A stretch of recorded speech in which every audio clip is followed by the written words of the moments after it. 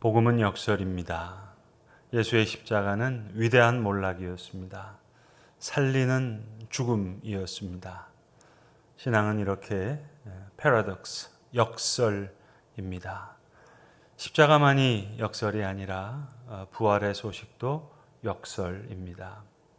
사무엘 베케트의 고도를 기다리며라는 작품은 노벨 문학상을 받은 연극 대본입니다.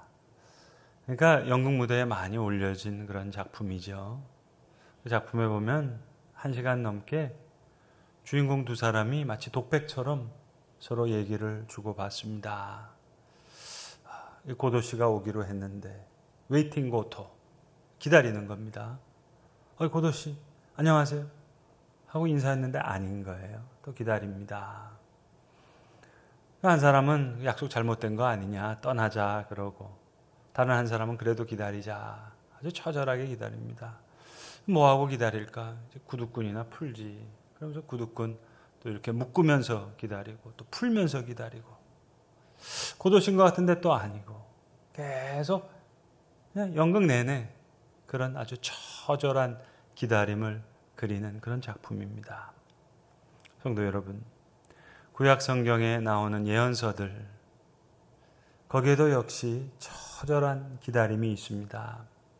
어찌 보면 거의 모든 예언자들, 이사야나 엘리야, 오는 하나님의 나라를 기다리고 있습니다. 예언자들의 입장에서는 아직 오지 않았어요. 그런데 기다려요. 처절하게 기다립니다. 예레미야나 에스겔 같은 선지자는 어떻습니까? 예루살렘이 이제 멸망당하는 거예요. 그리고 이스라엘 백성들이 포로로 잡혀갔어요. 그럼에도 불구하고 하나님의 구원의 소식, 회복의 소식을 전하는 겁니다. 신앙은 이렇듯 처절한 기다림과 같은 그런 낙관주의 모습을 띌 때가 많습니다. 그럼 이 반대가 뭘까? 저는 비겁한 낙관주의라고 이름 붙이겠습니다. 본인 IQ가 430이라고 주장하면서 대통령 선거에까지 출마했던 그런 코믹한 캐릭터를 갖고 계신 분들을 여러분 잘 아실 겁니다. 내 눈을 바라보랍니다. 그리고 자기의 이름을 몇 번 외치면 모든 일이 다 잘 될 거라는 겁니다. 비겁한 낙관주의입니다. 성경이 증언하는 낙관주의는 이런 비겁한 낙관주의가 아닙니다. 사랑하는 성도 여러분, 우리의 삶 속에 주님의 살아계심을 내가 체험하고 간증하는 것이 부활신앙이라고 한다면, 이 부활과 십자가는 동전의 양면과 같습니다. 둘이 아닙니다. 이건 하나입니다. 하나. 부활 앞엔 늘 고난과 순환이 선행돼야 됩니다. 복음서 중에서 가장 먼저 쓰여진 복음서라고 알려진 마가복음은 전체가 16장으로 되어 있는데 절반이 8장부터 마지막까지가 다 예수님의 순환입니다. 그러니까 고난과 죽음의 현장 없이, 그 현장을 실감하지 않고선 부활을 결코 증언할 수 없습니다. 오늘 이 말씀을 드려야 되나 마지막 순간까지 참 고심했습니다. 또 고민했습니다. 또 주저했습니다. 여의도 순복음교회 조용기 목사님이 세상을 떠나셨습니다. 고인이 되신 분이고 지금 추모의 기간을 보내고 있는 교회와 많은 교우들이 분명히 계신데, 잘 알지만 그럼에도 불구하고 오늘 우리가 읽은 성경 본문과 오늘 함께 나누는 부활신앙을 바르게 설명하기 위해서 부득이하게 언급할 수밖에 없음을 여러분 널리 양해해 주시길 바랍니다. 한 목회자의 개인적 이해에 끝난 것이 아니라 그분의 신학이 한국교회에 너무나 큰 영향을 미쳤기에 부득불 제가 언급하겠습니다. 여러분, 복음을 만약 십자가와 부활 그 두 가지로만 설명한다고 가정했을 때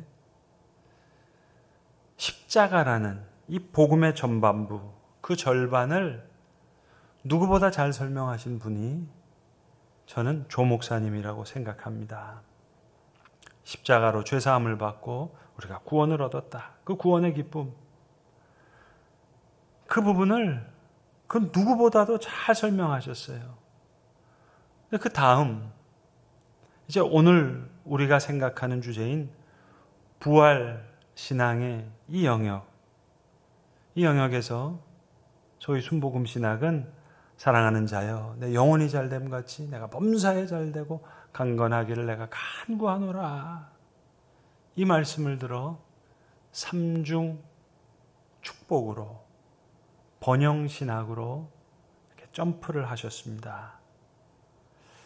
조 목사님이 생전에 가장 많이 인용하신 성경 구절이 아마 요한 3서에는 이 말씀일 거예요. 사랑하는 자여 내 영혼이 잘됨 같이 내가 범사에 잘되고 강건하기를 내가 간구하노라.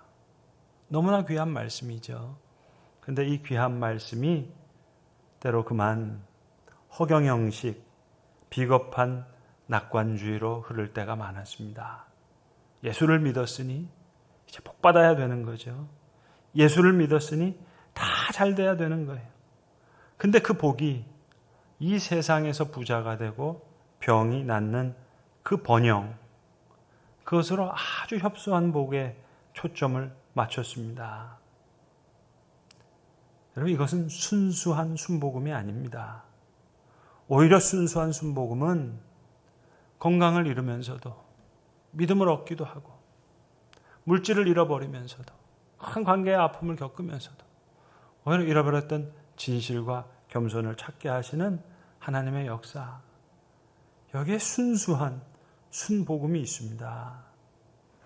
그런데 소위 순복음 신학에서는 가난이 죄인 거예요. 왜? 예수 믿으면 가난하면 안 되니까. 병든 게 죄인 거예요. 그러니까 가난 귀신, 병 귀신, 귀신을 다 쫓아내야 되는 거예요. 성도 여러분, 사랑하는 자여 너 영혼이 잘된 같이 내가 범사에 잘되고 강건하기를 내가 간구하노라. 요한 3서의 이 말씀, 사도 요한이 요한교회 성도들에게 간절히 간구하면서 이렇게 기도했어요. 매일 기도했어요. 그럼 요한교회 성도들이 그 땅에서 부자가 되고 장수해서 건강하게 잘 살았습니까? 아니요, 순교했어요. 내 영혼이 잘된 같이 내가 범사에 잘되고 늘 강건하기를 간구했던 그 기도가 이 땅에서 건강하고 이 땅에서 성공하고 이 땅에서 부자 되는 번영신학으로 부활신앙이 그만 짬뽕이 되어버렸습니다. 십자가의 보혈신학과 거기에서부터 허경영식 비겁한 낙관주의까지 묘하게 걸쳐있는 삼중 축복의 번영신학이 많은 성도들을 매료시켰습니다. 특별히 가난에 허덕이는 많은 성도들에게 희망을 주었습니다. 호응을 얻었습니다. 사랑하는 성도 여러분, 부활신앙은 비겁한 낙관주의가 아닙니다. 때로는 처절하리만큼, 잔혹하리만큼 오랜 기다림일 때가 있습니다. 오늘 우리가 읽은 성경 본문은 바로 이 사도 요한이 부활하신 예수 그리스도께로부터 받은 계시의 말씀입니다. 요한 3서에서 사랑하는 자여 내 영혼이 잘됨 같이 내가 범사에 잘되고 강건하기를 내가 간구한다. 그렇게 기도하고 말씀했던 그 요한이 부활하신 예수 그리스도께로부터 계시의 말씀을 받았어요. 그리고 지금 그 말씀을 다시 전하는 겁니다. 새하늘과 새 땅이 열리는 장면을 보았어요. 분명하게 보여주셨어요. 그래서 본 그 계시의 환상을 지금 기록하고 있는 거예요. 또 그가 수정같이 맑은 생명수의 강을 내게 보이니 하나님과 및 어린 양의 보호자로부터 나와서 길 가운데로 흐르더라. 강 좌우에 생명나무가 있어요. 12가지 열매를 맺되 달마다 그 열매를 맺고 그 나무 잎사귀들은 만국을 치료하기 위하여 있더라. 다시 저주가 없으며 하나님과 그 어린 양의 보좌가 그 가운데 있으리니 그의 종들이 그를 섬기며 그의 얼굴을 볼 터이요 그의 이름이 그들의 이마에 있느니라. 다시 밤이 없겠고 등불과 햇빛이 쓸데없으니 이는 주 하나님이 그들에게 비치심이라. 하나님께서 비춰주시기 때문에 그들이 세세토록 왕노릇하리로다. 세세토록 왕노릇하라는 분명한 계시의 말씀을 보고 계시의 환상을 봤어요. 그래서 요한이 사랑하는 믿음의 공동체에게 전하는 거예요. 여러분, 요한교회 교우들이 그러면 로마 치하에서 왕노릇했습니까? 아니요. 현실에서는 가난한 자로, 비천한 자로, 노예와 같은 삶을 살면서 순교자로 죽어가는 거예요. 그러나 세세토록 왕노릇하리로다 하는 이 하나님의 말씀을 붙잡고 소망 중에 믿음을 지키면서 기쁨으로 순례의 길을 감당하는 거예요. 말씀드린 고도를 기다리며 하는 이 연극 작품에는 블라드미르와 에스트라공이라고 하는 그 두 사람이 주인공으로 나와서 이야기를 주고받습니다. 연극의 마지막 장면이 뭐냐면 한 소년이 나타나서 정가를 하면서 이제 소식을 전하고 퇴장하는 거예요. 이 소년은 바로 이 고토의 전령입니다. 고도 씨가 오늘은 못 오지만 내일은 온답니다 하는 정가를 남기고 사라지는 거예요. 그런데 이 블라디미르와 에스트라공은 도저히 더 이상 못 기다리겠어요. 그래서 허리끈을 풀러가지고 나무에 걸어서 자살을 하려고 합니다. 그리고는 이 허리끈이 얼마나 튼튼한지 확인하려고 줄을 당기다가 그만 그 줄이 끊어져가지고 자살을 못해요. 연극의 마지막 장면이 뭐냐? 이 두 사람이 우리 내일은 꼭 튼튼한 줄을 가져오자. 그 대사와 함께 연극의 막이 내려집니다. 처절한 기다림이죠. 사랑하는 자여, 내 영혼이 잘됨 같이 내가 범사에 잘되고 강건하기를 내가 간구하노라. 그렇게 간절히 간구했어요. 그리고 수정 같은 생명수, 새하늘과 새 땅, 분명히 계시의 환상을 봤어요. 들었어요. 그런데 오늘 오지 않아요. 세세토록 왕노릇하리로다. 확실한 계시의 말씀도 받았는데 현실은 순교예요. 그래도 요한은 외치는 거예요. 세세토록 왕노릇하리로다. 이 땅에서의 번영과 왕노릇이 아닙니다. 예수의 십자가처럼 위대한 몰락, 살리는 죽음의 길을 순례자가 되어서 감당하면서 걸어가는 거예요. 여러분, 저 누가복음 24장에 보시면 엠마오로 내려가는 두 제자의 이야기가 나오잖아요. 거기서 부활하신 주님을 그들이 만납니다. 그럼 여기서 우리가 좀 힌트를 얻을 수 있을 것 같아요. 부활신앙인 것을 부활하신 주님이 우리와 동행하시는 걸 체험하는 걸 부활신앙이라고 한다면 그럼 과연 부활하신 주님께서 언제 나타나실까? 어떤 사람에게 나타나실까? 그 힌트를 우리는 이 이야기 속에서 좀 얻을 수 있지 않겠습니까? 여러분, 사람들이 자기 얘기하면 그거 듣고 싶어 하잖아요. 예수님도 좀 그러셨던 거 아닌가? 유명인들도 여러분 자기 이름 인터넷에서 검색해 본다면서요. 그러니까 지금 엠마오로 내려가는 두 제자가 이런저런 얘기를 하는 거예요. 예루살렘에 있었던 일, 또 예수님에 대해서 들었던 일, 부활하셨다는데 한 것 같고 뭐 하면서 아주 실망하면서 내려가는 거예요. 게다가 슬픔이 드러나는 시간이에요. 또 예수님에 대해서 오해가 생기는 시간이에요. 그럼 예수님 편에서는 그 말씀을 들으면서 더 마음이 아프죠. 여러분, 엠마오로 내려가는 이 길이 우리의 인생길과 많이 닮아 있지 않나요? 너무 상징적인 이야기인지는 모르겠습니다만 엠마오가 예루살렘으로부터 12km 정도 서쪽으로 떨어진 동네라고 합니다. 그러니까 동쪽이 아니잖아요. 해가 뜨는 곳이 아니라 해가 지는 방향이에요. 그리고 시간도 그때입니다. 오후 늦음하게 기쁨보다 슬픔을 안고 빛을 향해 사는 게 아니라 해지는 방향으로 지금 걸어가는 그 길이에요. 주님이 보이질 않는 거예요. 우리도 은혜 받고 나서 그런 고백하잖아요.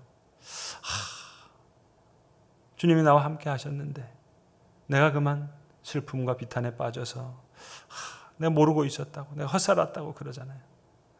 그러니까 엠마오로 내려가는 두 제자가 부활하신 예수님께서 동행하고 있는데 그분을 알아채지를 못하는 거예요. 그런데 이제 밤이 됐어요. 저랑 같이 이제 유숙하십시다. 그리고 함께 떡을 떼면서 그리고 말씀을 풀어주실 때 그때 부활하신 주님을 만나잖아요. 여러분 막달라 마리아도 맨 처음에는 부활하신 주님을 만나서 동산직인 줄 알았잖아요. 그러면서 이상한 얘기를 물어보잖아요. 눈에 눈물이 끼어 있으니까 제대로 바라보지 못하는 거죠. 귀가 열리지 않으니까. 부활하신 예수님 못 보다가 자, 이제 눈물이 제거되고 귀가 열리면서 주님의 목소리를 듣고 부활하신 주님을 만납니다. 삶의 현장에서. 부활하신 주님, 신학자의 머릿속에 있는 개념이 아니라 삶의 현장에서. 저 디베라 바닷가에 부활하신 예수님을 만나고도 7명의 제자들이 가서 물고기 잡습니다. 왜? 창피하잖아요. 번민이 있잖아요. 앞으로 방황하잖아요. 어떻게 살 건가? 별 수확을 하지 못하는 제자들에게 자, 배 오른편에 그물을 던지라 일러주시고 주님은 불을 피워놓고 해변가에서 조반을 준비하시면서 기다리시는 거예요. 그물을 들 수 없을 만큼 가득 찬 그물을 던져 올리고 이제 아침 먹으라 하실 때 그때 아는 거죠.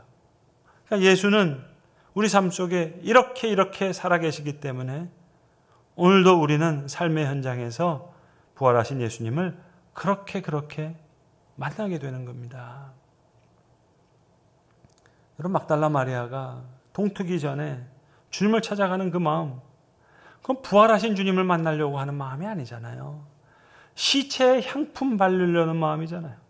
그러니까 얼마나 슬픈 마음입니까? 시체에 향품이라도 바르기 위해서 그 슬픈 길을, 그 어두운 길을 걷는 거예요. 그러니까 어두울 만큼 어둡고 고난과 질고 속에 견딜 만큼 견디다가 도저히 견딜 수가 없어서 그러나 사랑하는 마음으로 기다리는 마음으로 울며 불며 가다가 부활하신 주님을 만납니다. 여러분, 자, 예컨대 입학시험에 낙방했어요. 사업에 실패했어요. 완전히 구제불능이에요. 재기불능이에요. 여러분, 그때 가장 기쁜 소식이 뭘까요? 그건 다름 아닌 당신 다시 시작할 수 있습니다. 여러분, 세상에서 그것보다 큰 힘과 큰 용기를 주는 말이 어디 있겠습니까? 다시 할 수 있다. 그게 부활신앙이에요. 누구든지 이러한 희망과 활력을 원치 않는 분, 부활신앙을 거부하셔도 좋지만 이것이 부활하신 주님께서 우리에게 주실 수 있는 복음이요 생명이라면 우리가 이걸 왜 마다하겠습니까? 여러분, 겨울이 지나고 봄날에 새싹이 이렇게 땅에서 올라오는 걸 보면 그렇게 연약할 수가 없잖아요. 손만 대면 그냥 톡 하고 부러질 것 같잖아요. 근데 힘을 가지고 땅을 뚫고 나옵니다. 땅만 뚫는 게 아니에요. 어떨 때는 돌멩이도 옆으로 비껴내면서 생명이 솟아납니다. 새싹의 힘이죠. 이게 새 힘이죠. 새 힘. 다시 시작하는 그 힘. 여러 해 전에 우리 교회에 이제 강연자로 오셔서 여러 차례 강연해 주셨던 윤동주 연구가 김은교 교수님. 저는 이 교수님의 강연을 듣기 전까지는 윤동주 시 그러면 문학 소녀들이 좋아하는 서정적인 시다. 저는 그렇게 생각했어요. 책받침에 써놓는 시. 별에는 밤. 그렇게 시작하죠. 별 하나의 사랑과 별 하나의 추억과 그렇게 얘기하잖아요. 이것은 누구 별이고 이것은 저거 별이고. 그러니까 밤에 별 보면서 그냥 문학소년이 외치는 저는 그런 시라고 그렇게만 생각했죠. 그런데 이 별에는 밤이요. 그 쓰여진 해가 창시개명을 하는 그 해였습니다. 그 해 11월 달에 윤동주가 이 시를 쓰는데 같은 해 10월 달에 창시개명을 하는 거예요. 그러니까 얼마나 슬퍼요. 자기 이름이 없어지는데요. 얼마나 잔인해요. 특별히 시인인데 우리말을 너무나 사랑하는 말인데 우리말을 쓸 수가 없어요. 그래서 그 마지막 연이 그거예요. 내 이름자가 묻힌 언덕 위에도 자랑처럼 풀이 무성할 꾀다. 창시개명으로 해서 자기 이름이 없어지니까 이게 얼마나 슬퍼요. 얼마나 잔인해요. 얼마나 처절해요. 그러나 내 이름자가 묻힌 그 언덕 위에 봄이 되면 파란 잔디가 솟아나듯이 풀이 무성해질 거라는 믿음이에요. 처절한 기다림이죠. 잔혹할 정도로 처절한 낙관주의죠. 성도 여러분, 이게 부활신앙입니다. 오늘 계시록을 기록하는 요한의 심정입니다. 사랑하는 성도들이 지금 죽어나가고 있어요. 그러나 다시는 밤이 없겠고 그들이 세세토록 왕노릇하리로다. 신앙을 가졌던 시인의 고백과 같습니다. 겨울이 지나고 나의 별에도 봄이 오면 무덤 위에 파란 잔디가 피어나듯이 내 이름자가 묻힌 그 언덕 위에도 자랑처럼 풀이 무성할 계획이다. 부활신앙은 비겁한 낙관주의가 아닙니다. 때론 잔혹하리만큼 처절한 낙관주의, 그것이 부활신앙인 줄로 믿습니다. 기도하겠습니다. 사랑하는 자여, 너의 영혼이 잘됨 같이 내가 범사에 잘되고 강건하길 내가 간구하노라. 사도 요한이 사랑하는 교우들 위해서 간절히 간구했고, 또 수정과 같은 생명수 새하늘과 새 땅 분명히 계시의 말씀으로 들었고 계시의 환상으로 보여주셨기에 세세토록 왕노릇하리로다. 확실한 계시의 말씀을 받았음에도 주님, 그의 현실은 다시 기다려야 될 현실이기에 처절히 기다리면서 다시 외쳤던 그 귀한 믿음을 우리가 본받기를 원합니다.